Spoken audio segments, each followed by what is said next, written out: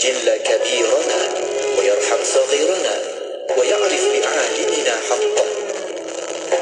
Daripada Ubadah bin Samit radhiyallahu anhu, Nabi SAW bersabda, bukanlah daripada kalangan umatku orang yang tidak menghormati golongan yang lebih tua, tidak mengasihani golongan yang lebih muda, dan tidak mengetahui haknya terhadap golongan berilmu.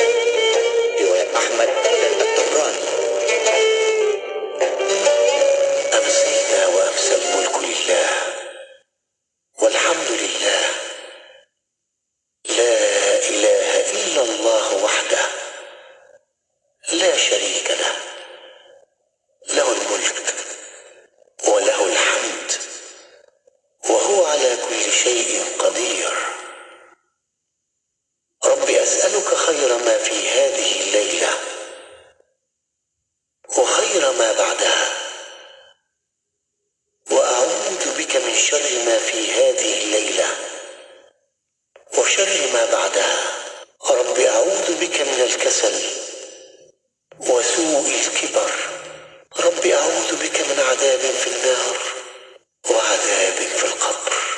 Kami dan seluruh kerajaan memasuki waktu petang karena Allah. Segala puji bagi Allah. Tiada sesembahan yang berhak disembah melainkan Allah semata. Tiada sekutu baginya. Semua kerajaan hanya miliknya dan segala pujian hanya untuknya. Dia Maha berkuasa atas segala sesuatu. Wahai Tuhanku, aku memohon kebaikan yang ada di hari ini dan setelahnya. Sebaliknya aku memohon perlindungan dari keburukan yang ada di hari ini dan setelahnya. Wahai Tuhanku, aku berlindung kepadamu dari kemalasan dan buruknya umur tua. Wahai Tuhanku, aku berlindung kepadamu dari azab neraka dan azab kubur. Bismillahirrahmanirrahim. Subhanallah wa bihamdih. Subhanallahil azim. Subhanallah wa bihamdihi. Subhanallahil azim. Subhanallah wa bihamdihi. Subhanallahil azim. Subhanallah wa bihamdihi. Subhanallahil azim. Subhanallah wa bihamdihi. Subhanallahil azim. Subhanallah wa bihamdihi.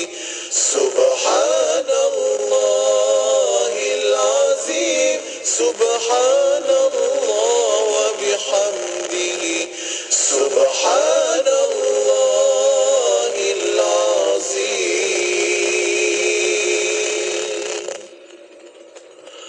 Subhanallah wa bihamdihi. Subhanallahil azim. Subhanallah wa bihamdihi.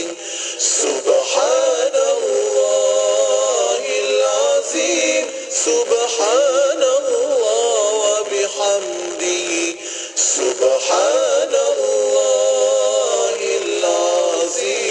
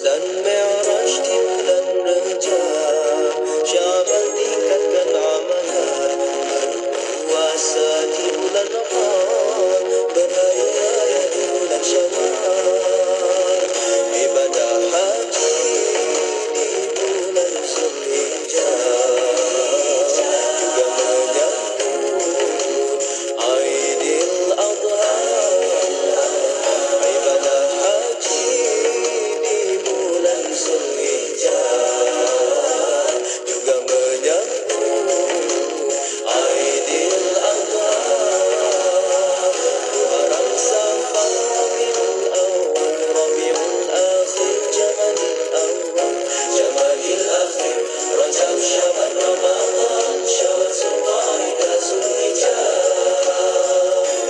Ya Allah berkuasa, padamu kami meminta perlindungan di tahun ini dari godaan syaitan bujana.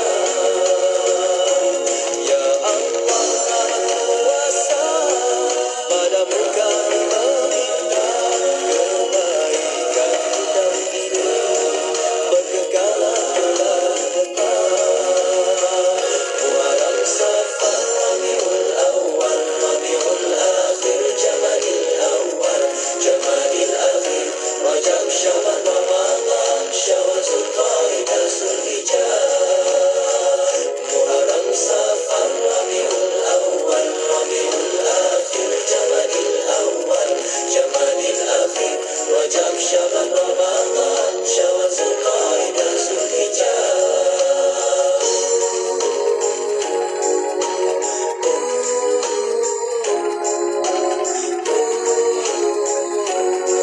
Bulan Islam. Anda kini sedang mendengar Destinasi Fikir bersama Mona Jasman. Ayo kita lipat gandakanlah rezeki kita dengan menyumbang seikhlas yang mungkin kepada pembinaan Masjid Kampung Sungai Pusu Gombak Selangor di laman sesawang masjidsungaipusu.com atau terus ke akaun Bank Islam Jawatan Kuasa Pembinaan Masjid Yusof 1416-20110-00520. Jom berwakaf. Siti, kamu ni kejap solat, kejap tak. Jangan buat main-main, Siti. Sibuk, Mak. Masa terhad sikit. Manakah nak rehat untuk makan lagi? Nak cuci makeup sebelum solat lagi? Dah tahu masa tu terhad. Carilah sesuatu yang memudahkan. Kamu tengok sisa tu. Sempat aja dia nak bersih dan tanggalkan makeup sebelum wuduk. Dia pakai hot set kosmetik Nuraisa, Mak. Nuraisa kosmetik mesra wuduk tu. Habis tu, kenapa kamu tak pakai hot set kosmetik Nuraisa juga? Nuraisa kan kosmetik mesra wuduk. Komputer, sila aktifkan pakej iklan promosi 2023. Baik, Tuan. Sila pilih pakej iklan yang Tuan inginkan. Baiklah, iklan beli satu percuma satu untuk semua jenis pakej iklan yang ada di IKIM. Baik, Tuan. Kami aktifkan. Pakej Rose, beli satu percuma satu aktif. Pakej Daily, beli satu percuma satu aktif. Pakej Target dan pakej Travelling, beli satu percuma satu aktif. Baiklah, terima kasih komputer. Ya, berita gembira kepada semua pengiklan dan peniaga di seluruh Malaysia. Kami di Radio IKIM kini mengadakan pakej iklan mega. Beli satu percuma satu khas untuk anda. Anda beli satu, kami berikan satu lagi pakej iklan secara percuma. Jadi, beli satu, dapat dua. Beli dua, dapat empat. Beli tiga, dapat enam. Tunggu apa lagi? Hubungi kami di talian 019-650-7976 sekarang juga. Wang iklan adalah terhad, bertakluk kepada terma dan syarat. Bicara bermanfaat berbagai segmen, rancang dakwah setiap hari, lagu-lagu Islam sepanjang masa. Dengarkan di IKIM, inspirasi euforia Islami.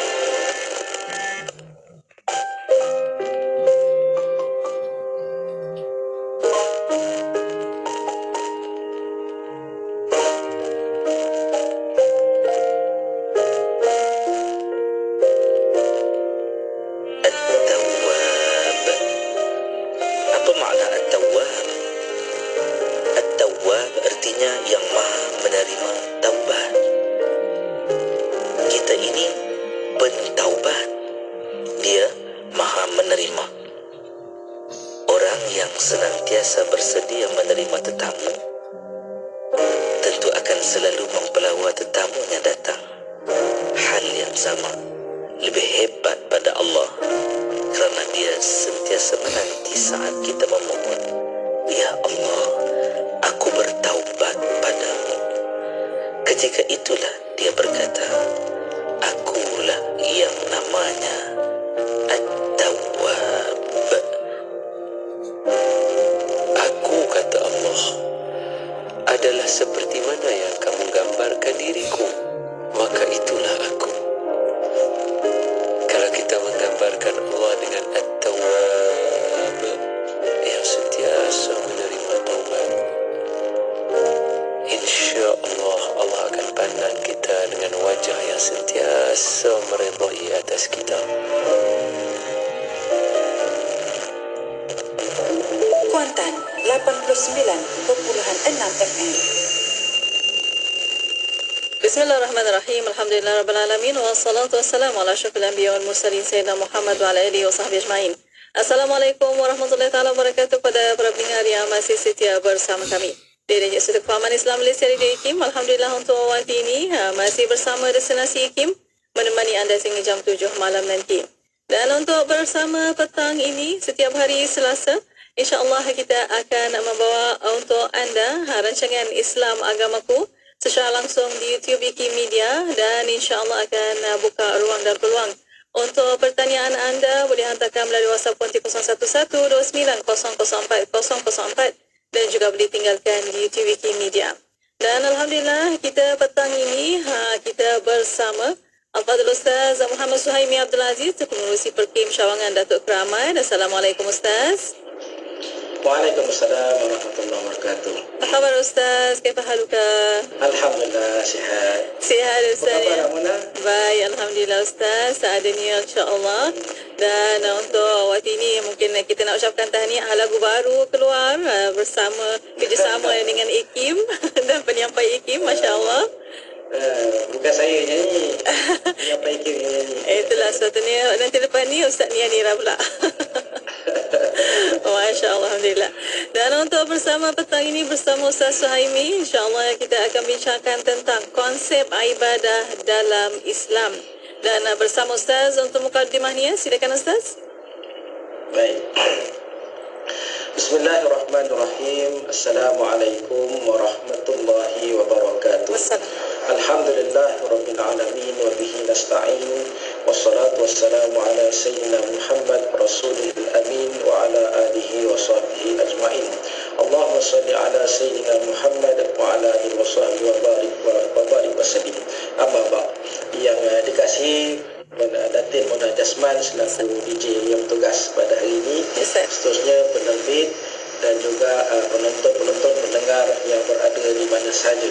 Kemudian saya juga tujukan khas kepada saudara-saudara baru dan juga non-Muslim yang mungkin mendengar rancangan kita pada petang ini. Alhamdulillah kita bersama dalam rancangan Islam Agamaku, dan saya pilih hari ini dengan tajuk konsep ibadah dalam Islam. Sebabnya supaya kita nak dedahkan kepada saudara baru kita dan juga mungkin kepada golongan non-Muslim mengenai konsep ibadah yang sebenar dalam Islam. Apa yang dimaksudkan ibadah? Kemudian nak ceritakan tentang indah dan syumulnya Islam, sempurnanya Islam, cantiknya Islam, dan juga kita nak mengajak supaya saudara baru utamanya lah menghayati dan mendalami syariat Islam dan aplikasi ibadah dari Islam. Dan Islam ni agama yang sangat mudah plug and play kita katakan, ataupun benar diamalkan. Baik, seperti mana yang kita tahu bahawa agama Islam ni adalah agama yang dicipta oleh Allah Subhanahu Wa Taala, lengkap sempurna dengan segala peraturan dan undang-undang yang merangkumi kehidupan perseorangan, kekeluargaan, masyarakat dan juga kenegaraan. Maka itu semua terberangkum dalam Islam. Tidak ada yang lari ataupun yang keluar daripada Islam. Kemudian kita juga mengenali bahawa dalam Islam telah dipecahkan dengan 3 komponen ataupun ilmu dalam Islam. Kita ada ilmu yang mengenal kepada Tuhan kita Allah SWT, disebut ilmu tauhid ataupun ilmu usuluddin, yang mengenalkan kita tahu dengan iman dan sebagainya. Kita ada sifat yang wajib bagi Allah, kemudian itulah yang kaitan dengan itu yang menambahkan kepada iman, akidah, tauhid kita. Baik, kita juga ada ilmu ataupun cabang komponen dalam Islam yang disebut fiqh ataupun syariat ataupun disebut ibadah. Kita dah kenal Allah Taala tadi, maka kita kena tahu dari sudut macam mana nak apply, nak melaksanakan segala apa yang telah diperintahkan oleh Allah. Yang ini disebut sebagai secara mikronya adalah ibadah ataupun syariat Islam. Bermula dengan perkara yang fardu, yang wajib seperti solat, yang lima rukun Islam itu, solat, zakat, puasa dan haji, kepada perkara-perkara yang kecil, termasuk dengan berkaitan dengan kehidupan kita, perkahwinan, perniagaan, pendidikan, muamalah, kenegaraan, politik dan sebagainya, pemerintahan. Baik, kemudian kita juga ada satu lagi komponen yang kita faham dalam Islam disebut sebagai ilmu akhlak ataupun tasawuf. Yang ini yang berkaitan dengan akhlak yang mulia yang Nabi SAW juga tekankan kepada kita bagaimana nak menerapkan tentang akhlak-akhlak supaya menjadi cantik ataupun menyempurnakan keindahan Islam itu sendiri. Baik, dan kita Islam ni untuk kita maklumkan bahawa syariat Islam ni sangat lengkap. Sempurnanya Islam dengan ayat yang Allah turunkan, al-yawma akmaltu lakum dinakum wa atmamtu alaikum nikmati wa raditu lakumul islam dinan. Jadi nak suruh cerita ni, Islam itu telah lengkap, merangkumi semua kelompok masyarakat daripada bayi, ramai kanak-kanak, remaja, dewasa sampailah pada orang tua. Bagaimana pelaksanaan kehidupan ini? Baik, kemudian Islam ini juga sangat seimbang. Dia maksudnya dia tidaklah mengajar hanyalah untuk diri sendiri, tapi juga mengambil tahu urusan-urusan orang. Itu juga terangkum dalam ibadah dan dia mendapat pahala untuk kita laksanakan. Dan segala aktiviti kita, untuk makluman semua, segala aktiviti kita termasuk kita berkudara petang ni, kita bersukan, kita beriadah, kita bekerja juga adalah termasuk dalam Islam. Jadi kita nak faham maksud ibadah dalam Islam ni. Apa yang dimaksudkan ibadah? Sebab secara definisinya adalah ibadah ni adalah pengabdian seorang hamba secara berterusan kepada Tuhan, pada Allah Subhanahu Wa Taala. Daripada sudut maksud iaitu tunduk dan patuh kepada Allah, manakala istilah pula bermaksud semua perkataan perbuatan yang zahir atau yang batin yang disukai dan diredai oleh Allah Subhanahu Wa Taala. Jadi maksudnya hubungan kita, pengabdian kita ni tujuan diciptakan, wa ma khalaqtul jinna wal insa illa liya'budun. Tidak aku jadikan jin dan manusia melainkan untuk mengabdikan diri kepada Allah Subhanahu Wa Taala. Jadi ibadah ni secara berterusannya segala aktiviti kita untuk menjurus kepada mengabdikan diri kepada Allah Subhanahu Wa Taala, ataupun kita patuh kepada apa yang telah diperintahkan oleh Allah Subhanahu Wa Taala. Dan dari segi bahasa, dari segi istilahnya, semua benda yang kita buat ni Allah redha dalam kerangka Islam. Yang Allah redha ni mestilah dalam Islam, dan apa yang kita lakukan ni termasuk dalam kategori apa, dalam kerangka Islam itu sendiri. Itulah dimaksudkan ibadah. Baik, secara keseluruhan ibadah ni adalah sepenuhnya pengabdian kita kepada Allah SWT dengan mengikut peraturan, melakukan suruhan, meninggalkan segala larangan yang telah dicegah oleh Allah Subhanahu Wa Taala. Baik, kemudian ada juga kita boleh define, iaitu mengabdikan ataupun mendefinisikan ibadah ni dengan ketundukan kepada Allah, dengan menjalankan ketaatan dan merendahkan diri kepada dengan kepasrahan. Itu juga pendapat para ulama. Baik, sikit lagi saya nak sebut pusingan yang pertama ni. Kita sedia maklum bagi orang Islam bahawa ibadah ni ada terbahagi kepada dua, iaitu ibadah khusus dan ibadah umum. Ibadah khusus ni adalah perintah yang wajib dilaksanakan yang terkandung dalam rukun Islam. Dia tak boleh kita tambah-tambahlah benda yang telah difardukan ke atas kita. Manakala ibadah umum, perkara yang umum yang lain yang juga masuk dalam kita buat tu dapat pahala. Buat tu dapat pahala. Baik, yang ni kita akan huraikan lebih lanjut dalam pusingan yang kedua, insya-Allah. Ya, insya-Allah. Alhamdulillah. Terima kasih Ustaz. Dan untuk waktu ini kita akan berehat seketika. Kita akan kembali selepas ini. Untuk bersama para pendengar, boleh tonton di FB YouTube IKIM Media. Dan untuk anda boleh hantarkan soalan anda melalui WhatsApp konti 011-29004004 dan juga boleh tinggalkan YouTube IKIM Media. Berehat seketika pada waktu ini, kembali selepas ini untuk anda terus setia bersama kami hanya di Destinasi IKIM. Sentiasa bersama berkongsi info terkini. Pastinya di IKIM, Inspirasi Inforia Islam. Melapor dalam mengerjakan sesuatu yang telah disyariatkan bukan berpunca daripada akidah yang salah, bukan berpunca daripada akidah yang rosak, tetapi adalah berpunca daripada kefahaman yang salah tentang ibadat itu sendiri. Kerana ini bukan hasil daripada kefahaman yang salah, sebab iman dan juga amal perkara yang bukan saling melengkapi ataupun bukan perkara yang bersangkut paut. Seseorang yang beramal bukanlah bermaksud dia beriman. Seseorang yang beriman bukan bermaksud dia beramal. Jadi kita tak boleh nak ukur iman ataupun rosaknya akidah dengan amalan. Sebab Ahlussunnah wal Jamaah mengatakan ibadat itu adalah hasil sahaja daripada keberimanan seseorang. Bukan bermaksud dia tak sembahyang dia tu kafir, bukan. Jadi adalah natijahnya disebabkan salah faham di dalam agama ataupun hukum hakam. Sering kita terlepas pandang Apa yang kita terlepas pandang bahawa bila kita telah menunaikan haji, kita kata dah sudah-sudahlah. Sedangkan sepatutnya setiap masa kita berdoa pada Allah bagi orang yang telah menunaikan haji agar berdoa pada Allah, ya Allah, terimalah amal ibadah yang kami lakukan dalam ibadah haji dulu itu ya Allah.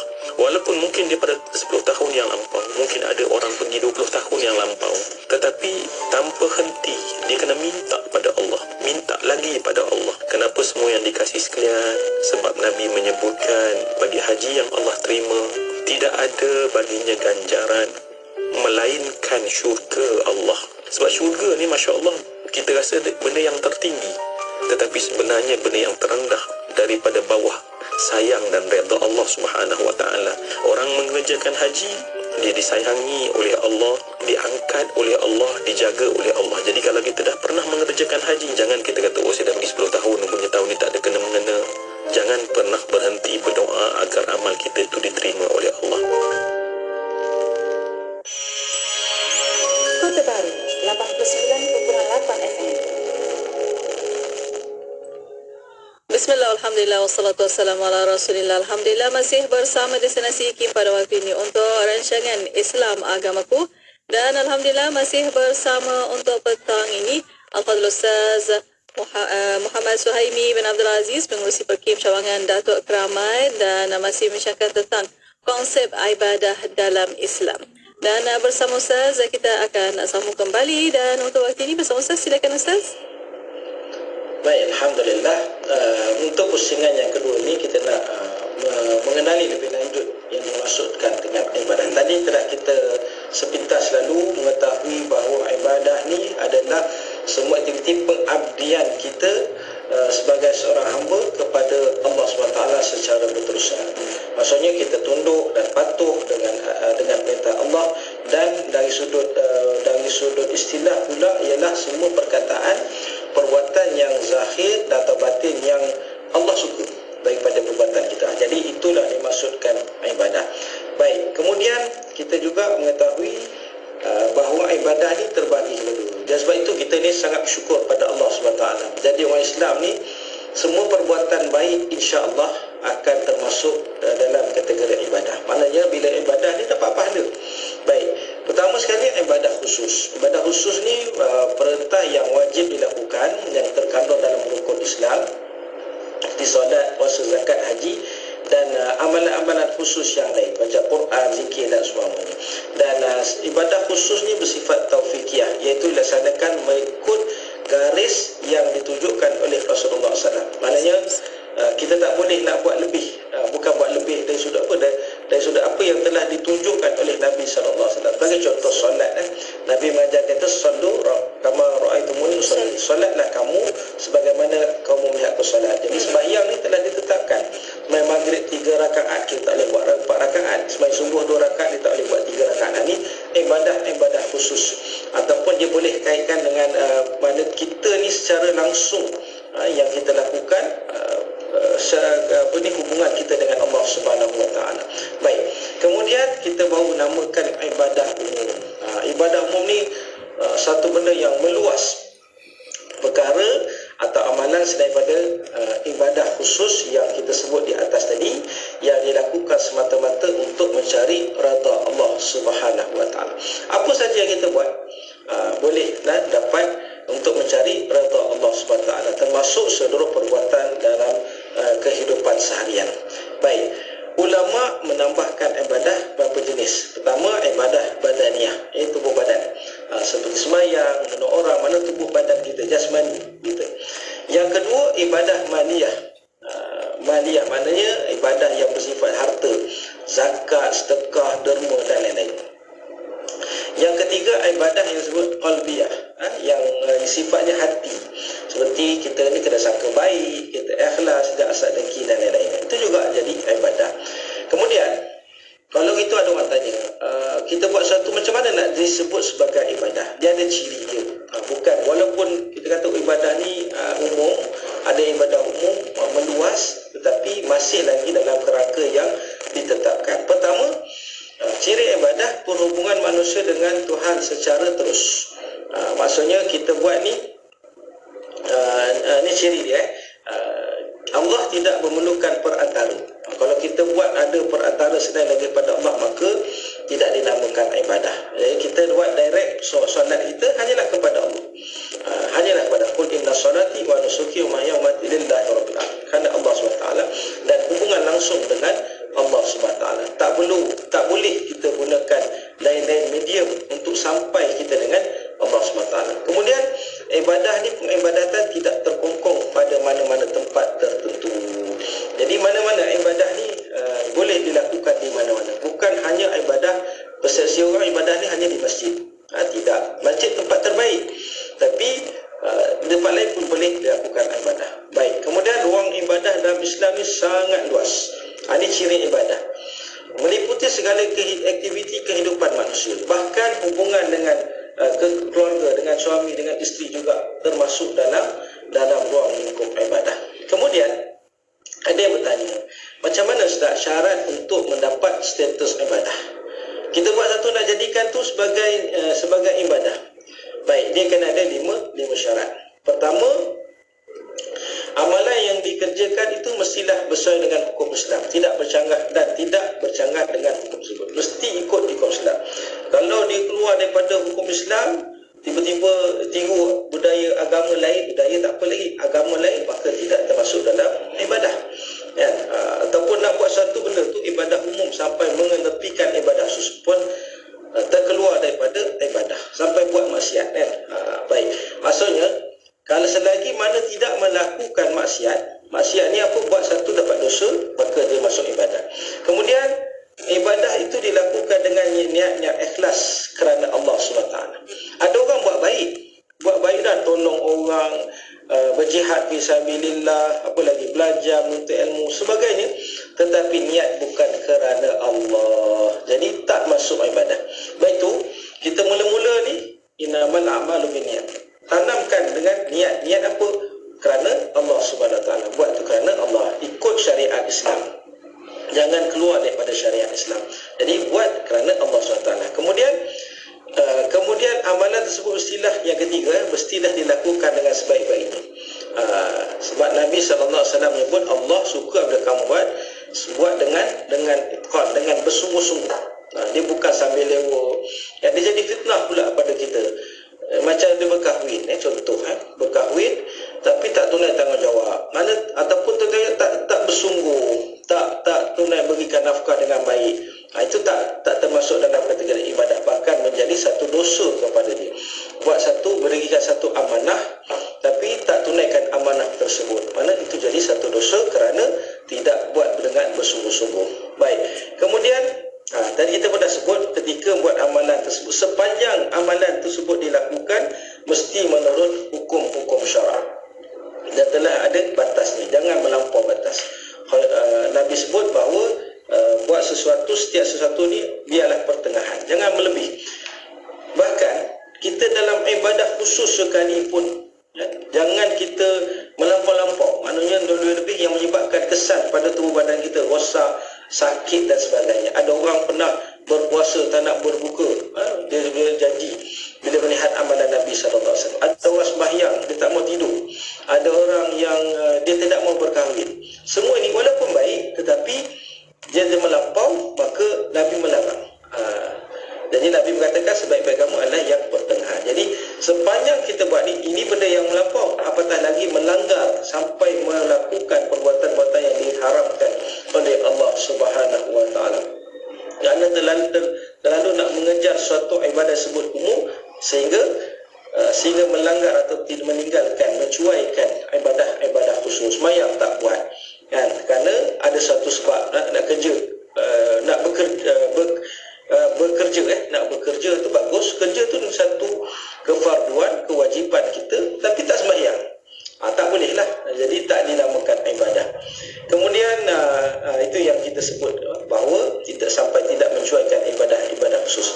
Baik, kita juga nak tengok, hadirin dirahmati Allah sekalian, dalam topik ini kita nak sebut dalam Islam, dia sebut syariat. Kita ada sumber hukum dalam Islam. Macam mana nak kaitkan ibadah ni, dia kena ada sumber dia yang jadikan rujukan kepada para ulama, sehingga pada hari ini nak jadikan dia sebagai satu ibadah. Pertama sekali, sumber hukum dalam Islam kita faham ialah Al-Quran. Al-Quran ni dia tak ada penafian dah. Dia mesti terima dengan 100% Al-Quran. Cuma dia ada penafsiran-penafsiran. Baik, pertama. Yang kedua adalah As-Sunnah. As-Sunnah ni adalah apa yang terbit daripada Nabi daripada Quran dari segi perkataan, perbuatan ataupun pengakuan. Yang As-Sunnah ni kita pun pernah bincang satu ketika dahulu. Jadi sumber hukum yang tidak boleh disangkal lagi, Al-Quran dan juga Sunnah. Al-Quran sumber utama, kemudian Sunnah adalah penterjemah, penafsir kepada Al-Quran tersebut. Sunnah ni pula ada 3, perkataan, perbuatan dan juga pengakuan. Qauliyah perkataan, fi'liyah perbuatan, dan taqririyah pengakuan. Yang ini pun telah kita bincang dahulu.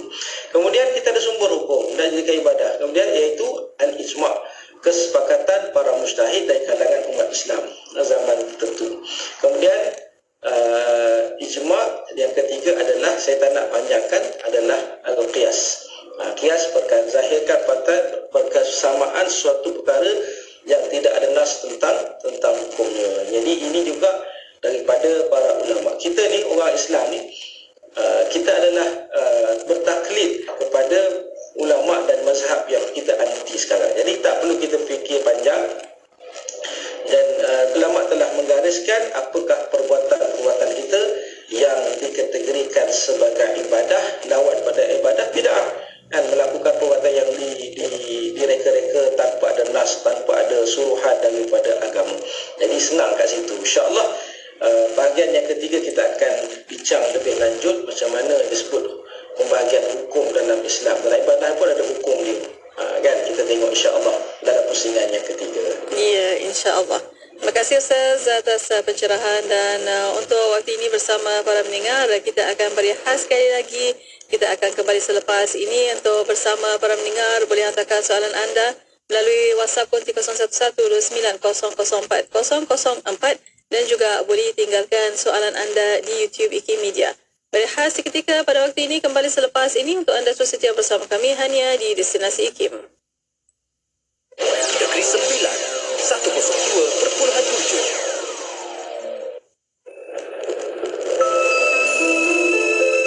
Nasiruddin At-Tusi. Nama penuh beliau ialah Abu Ja'far Muhammad Ibn Muhammad Al-Hasan. Beliau dilahirkan di Tus, Iran pada tahun 597 Hijriah bersamaan 1202 Masehi, dan memulakan hidupnya dengan bergiat dalam bidang keilmuan di Tus. Apabila Hulagu memulakan serangan bagi meluaskan jajahan takluknya, Nasiruddin telah turut serta dalam gerakan tersebut. Disebabkan keteguhannya, beliau dilantik sebagai penasihat kepada Hulagu. Kewibawaan beliau dalam bidang politik semakin ketara kemudiannya dengan pelantikan beliau sebagai penasihat Abaqa bin Hulagu. Semasa Hulagu menyerang ibu kota Baghdad, Nasiruddin ada bersama-sama dengannya.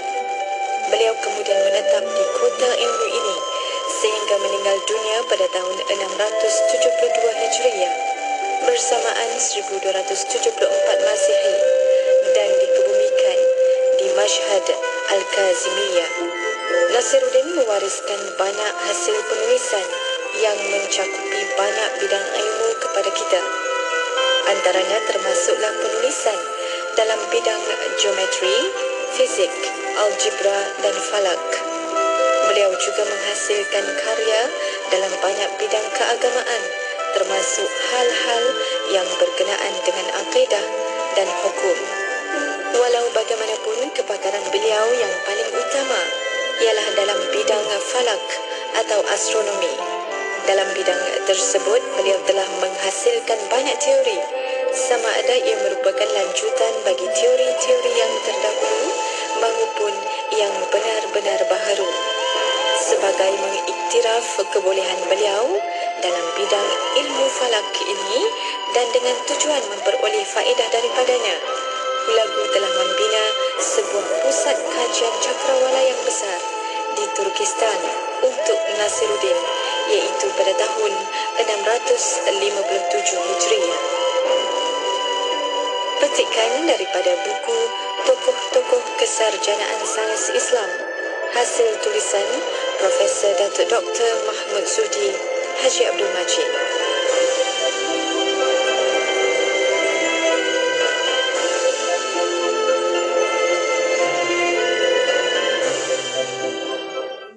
Tidak kira di mana jua, kami sentiasa bersama anda. IQ, Inspirasi Inforia Islami. Inspirasi Inforia Islami hanya di Radio Institut Kefahaman Islam Malaysia. Terima kasih kepada anda yang masih setia bersama kami. Untuk waktu ini masih bersama destinasi IKIM untuk rancangan Islam Agamaku, dan Alhamdulillah masih bersama Qadir Ustaz Suhaim Abdul Aziz, pengurusi Perkim Cawangan Datuk Keramat, masih membincangkan bersama Ustaz tentang konsep ibadah dalam Islam. Alhamdulillah kita terangkan tadi konsep ibadah khusus dan umum, dan insya-Allah untuk waktu ini kita nak masuk ke hukum dalam Islam. Silakan Ustaz. Baik, alhamdulillah. Untuk pusingan yang ketiga ini, sidang pendengar yang dimuliakan dirahmati Allah sekalian, kita mesti mengetahui bahawa ada dalam Islam ni ada hukum, pembahagian hukum dalam Islam dikategorikan sebagai ibadah. Dia kait dengan ibadah lah. Mana ada benda yang mesti, ada yang mesti buat, ada benda yang tak boleh nak buat dan sebagainya. Baik, ada 5 hukum secara umum. Pertama sekali, hukumnya wajib. Wajib. Wajib ni apa? Iaitu suatu perintah yang mesti dilaksanakan, di mana orang yang menjalankannya akan mendapat dosa. Secara umum saya tak nak detailkanlah sebab masa yang dekat lagi pun kepada saudara baru kita akan detailkan lagi dalam mungkin siri-siri kuliah pengajian ilmu dalam kelas. Baik, dia ada 4 jenis kewajipan, iaitu kewajipan waktu. Ada kaitan dengan waktu, mesti dibuat pada waktu tersebut, pada solat lah pada waktunya. Kemudian kewajipan bagi orang yang melaksanakannya. Ketiga, kewajipan bagi ukuran kadar, maknanya berapa ketentuan dia dan kewajipan perintah ini. Dan secara umumnya yang memikul tanggungjawab ini kita ada 2 wajib. Satu wajib aini disebut fardu ain. Fardu ain ni mana semua orang kena buat. Semua orang kena buat. Seperti solat fardu, puasa di bulan Ramadan, dia tak boleh nak wakilkan pada orang. Manakala fardu kifayah ni kalau satu orang buat, dia dah kita terlepas kewajipan kita. Contoh menguruskan jenazah atau solat jenazah, wajib, tapi bila dia dah jadi ada orang yang buat, maka kita lepas daripada kita untuk melaksanakan. Jadi maksudnya wajib ni benda yang tak boleh kita nak abaikan, tak boleh kita nak abaikan. Dan kita faham antaranya adalah dalam rukun Islam pula, perkara-perkara yang tidak ada lagi benda yang diwajibkan. Contohnya wajib bagi kita menutup aurat, itu wajib, tapi tak ada masuk rukun Islam, tapi wajib untuk kita buat. Tak ada lagi taat pada ibu bapa, wajib. Cuma dia bergantung pada taat yang macam mana. Baik.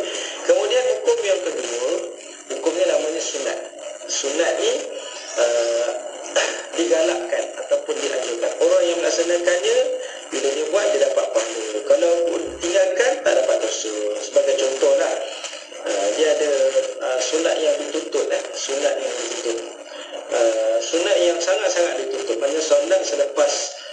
sunat selepas solat fardu, kecuali subuh lah. Solat sunat sebelum subuh bagi contoh. Dan kita sembahyang subuh buat fardu, sebelum subuh kita ada solat yang sangat dituntut. Jadi itu yang dilakukan oleh Nabi Muhammad sallallahu alaihi wasallam. Tapi tak tinggal, tak jadi masalah, tak dosa. Contohnya solat muakkad yang sangat dituntut, digalakkan, dianjurkan, iaitu solat qiyam malam, solat tengah malam. Bagi Nabi Muhammad SAW dia satu yang wajib untuk dia, untuk Nabi, untuk kita jadi sunat yang sangat dituntut. Tapi kalau nak tinggal tak sembahyang malam, tak ada masalah, kita sembahyang fardu.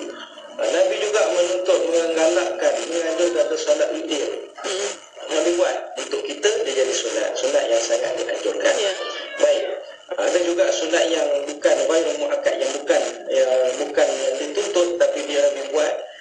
Mana Nabi tidaklah bersungguh-sungguh nak suruh kita buat, contoh solat 4 rakaat sebelum zuhur dan juga sebelum asar. Baik, kemudian makruh, hukum yang ketiga. Hukum yang ketiga adalah makruh. Makruh artinya benda yang dibenci.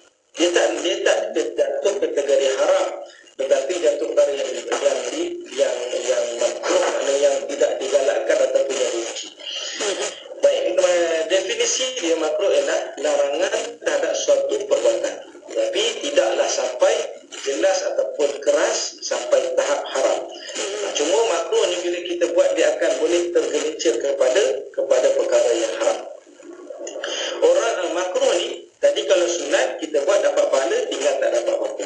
Makruh ni pula orang yang tinggalkan perbuatan tersebut, dia dapat pahala. Kalau buat, dia tak dapat dosa, cuma kalau dia boleh ke arah menyebabkan kita jadi dosa. Kalau ni lah, kalau tak kena gaya. Jadi orang yang ataupun kita sebut gini, tinggal tu dia tak dapat apa, dapat pahala, dan melakukannya tidak mendapat dosa. Itu senanglah, paling mudah kita nak faham. Baik, ada dua jenis makruh ni, tahrim dan juga tanzih. Tahrim ni adalah sesuatu yang dilarang oleh syariat secara pasti. Contohnya makan perhiasan emas bagi lelaki-lelaki. Tapi setengahnya mengatakan itu adalah haram. Kita lah hari ini ada yang menghukumkan makruh, ada yang menghukum haram.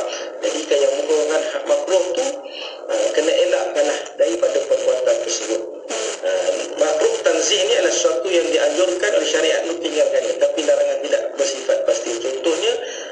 Contohnya disebut dalam syariat ni, dalam kitab-kitab, dalam makan daging kuda sewaktu ketika perang, untuk tinggalkan, tapi tak adalah kata sampai jelas suruh tinggalkan. Jadi makruh ni sebaik-baiknya adalah perkara yang dibenci, larangan terhadap perbuatan, dan tinggal perbuatan tersebut dapat pahala. Buat, dia tidak mendapat apa-apa dosa. Baik, manakala hukum yang keempat adalah ubah ni ataupun harus. Harus ni dia tak ada apa, tak ada hukum yang sesuai pilihan. Dalam Islam ni kan dia luas kan. Jadi ada satu hukum yang kata ubah harus. Harus ni maknanya memberikan pilihan pada seseorang untuk mengerjakan ataupun meninggalkan. Tak ada masalah apa-apa pun. Bila dikerjakan, orang tersebut tak diberikan pahala, dia ditinggalkan pun tidak mendapat dosa. Jadi ada 3 ulama usul fiqh membagikan 3 jenis. Antaranya ialah pertama tidak mengandungi perkara yang bahaya, mudarat, apa dilakukan, apabila dilakukan apa ataupun tidak. Jadi haruslah minum pakaian, selagi mana tak memudaratkan, pakaian tidak membuka aurat, maka pakailah apa saja. Makan, selagi mana tak makan makan yang haram, silakan makan. Minum, selagi mana tak minum yang haram, silakan minum. Yang kedua, tidak ada mudarat bila dilakukan, sementara perbuatan itu pada dasarnya diharamkan. Macam contoh, ketika mana darurat, ada orang makan daging khinzir, asalnya haram, tapi bila dalam keadaan kalau tak makan menyebabkan mati, maka ketika itu diharuskan untuk makan. Baik, kemudian suatu yang dasarnya bersifat mudarat, tapi Allah maafkan pelakon. Contoh, buat benda yang sebelum Islam ni dia buat satu benda, dia minum arak, dia main judi, berzina sebelum dia masuk Islam. Dan bila masuk Islam tu, Allah maafkanlah perbuatan-perbuatan yang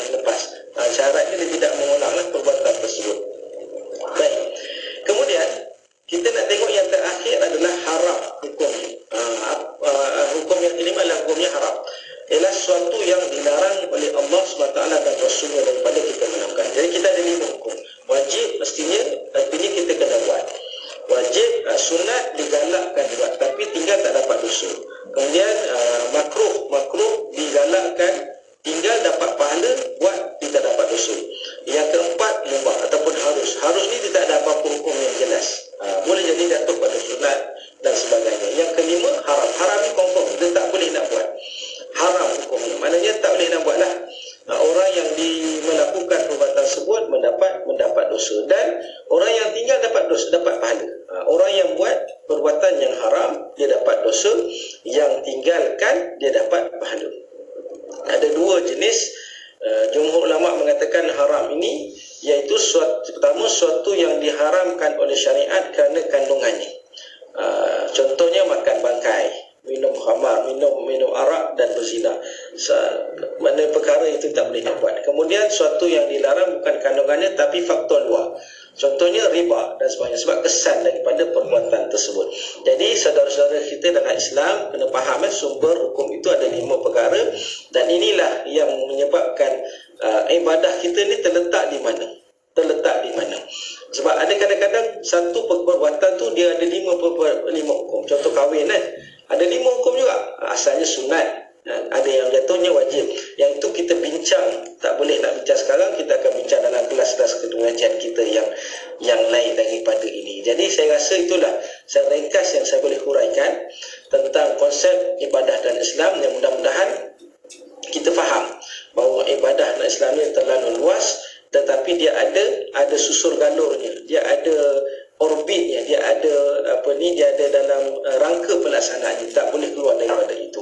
Saya rasa sekadar itulah, wallahu a'lam. Ya, alhamdulillah. Terima kasih Ustaz atas pencerahan banyak yang Ustaz bawa untuk petang ini, tapi perlu juga untuk kita belajar lebih mendalam lagi, insya-Allah, khususnya bukan untuk mualaf saja, untuk kita pun sendiri kena juga belajar lebih mendalam.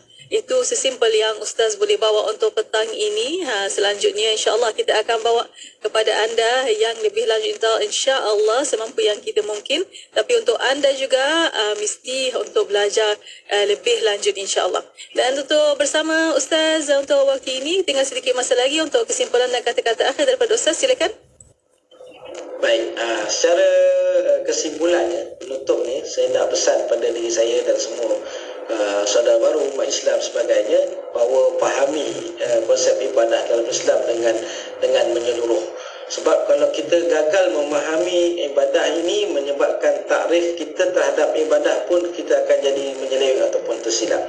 Jadi kena faham bahawa Islam itu luas, ataupun ibadah itu luas, dan sebab ada tanggapan negatif Islam ni ataupun ibadah ni hanya pada tempat tertentu, ataupun ibadah tertentu, ritual tertentu, solat, puasa dan sebagainya. Manakala urusan pentadbiran, urusan pendidikan dan sebagainya, dia tak nampak itu juga termasuk dalam Islam. Jadi kena faham betul-betul bahawa ini juga adalah ruang lingkup ibadah yang perlu kita fahami dan kita ceburi oleh umat Islam, supaya apa yang kita buat ini mendapat pahala di sisi Allah Subhanahu wa taala. Wallahu a'lam. Alhamdulillah. Di akhir ini terima kasih banyak-banyak kepada Ustaz Suhaimi Abdul Aziz untuk pertemuan untuk petang ini, Ustaz. InsyaAllah ada kesempatan kita jumpa lagi. Assalamualaikum. InsyaAllah. Waalaikumsalam warahmatullahi wabarakatuh. Alhamdulillah. Dan untuk bersama para pendengar, terima kasih kepada anda, dan untuk anda terus setia bersama kami di Destinasi IKIM, Inspirasi Infuriah Islami. Ibu 102.7 FM. Wakaf bukti cinta. Manusia dan harta tidak boleh dipisahkan sama sekali. Setiap orang pastinya ada harta. Harta ini ibarat sebilah pedang yang mempunyai 2 sisi baik buruk kesannya, bergantung kepada bagaimana seseorang itu menggunakannya. Termasuklah harta yang kita ada pada kita sekarang ini. Itu sebab Allah Subhanahu wa taala dan juga Nabi Muhammad sallallahu alaihi wasallam banyak berpesan di dalam hadis dan juga firman Allah Subhanahu wa taala berkaitan tentang pengurusan harta ini sendiri. Jadi antara instrumen yang menarik, saya ingin petik melalui sabda Nabi sallallahu alaihi wasallam yang diriwayatkan oleh Imam Muslim. Sabda Nabi SAW, "Iza matal insan qata'a anhu amaluhu illa min salas." Apabila matinya anak Adam, putus semua amalan melainkan hanya sahaja 3 perkara sahaja. Yang pertama, sedekahun jariyah. Antara ulama yang membincangkan maksud sedekahun jariyah itu tadi adalah Imam An-Nawawi ketika mana mensyarahkan hadis ini. Yang dimaksudkan oleh Nabi SAW adalah wakaf. Jadi, kesimpulan yang nak disampaikan di sini, wakaf merupakan salah satu instrumen yang ada di dalam Islam yang patut kita ambil untuk kita jadikan amalan berwakaf sebagai amalan yang patut setiap Muslim mengambilnya. Kerana melalui berwakaf, amalan berpanjangan, pahala berterusan daripada Allah Subhanahu Wa Taala kepada kita terus-menerus mengalir kepada kita sekalipun kita telah pun dijemput ilahi. Ayo berwakaf bersama Majlis Agama Islam Negeri Sembilan secara wakaf am maupun khusus bersama dengan kami. Semai di dunia, tuai di akhirat. Ketahui bila segmen-segmen kegemaran anda akan ke udara di Radio IKIM. Layari www.ikim.my dan klik di ruangan radio. Terdapat juga info-info menarik mengenai personaliti Radio IKIM. IKIM, inspirasi Euforia Islam. Dengarkan seleksi lagu-lagu nasyid. Hanya di IKIM, inspirasi Euforia Islam.